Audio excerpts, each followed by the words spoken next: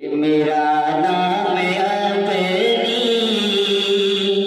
हथेली पे लिखे करे, मेरे दुश्मनों को वो दिखला रहे थे।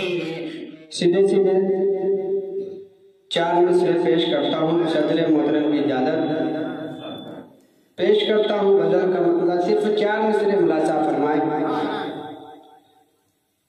कि मैं दीवाना तुम्हारा हूँ, ये सुबह शाम लिखता हूँ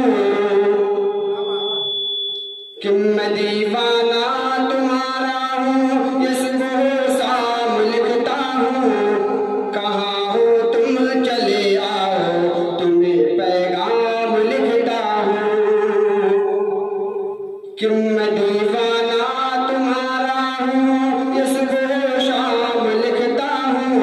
कहाँ हो तुम चले आओ, तुम्हें पैगाम लिखता हूँ।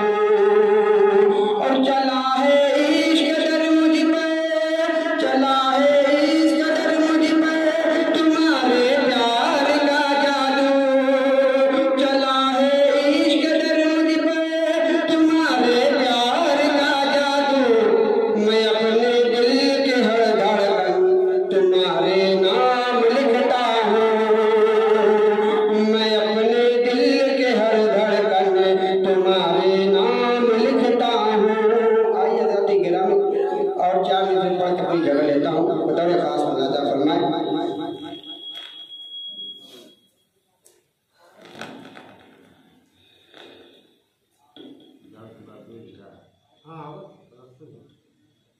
कि तुम्हें अपना